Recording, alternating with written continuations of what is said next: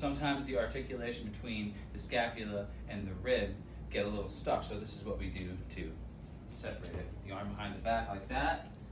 Dig our fingers underneath the shoulder blade. Just start pulling it out a little deeper.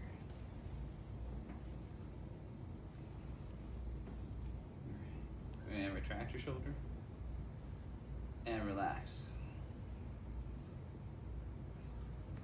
Now my fingers are like really in there. Now I'm pulling down. Shrug, yeah. And shrug up into my hand. And relax here and releasing the trap here too.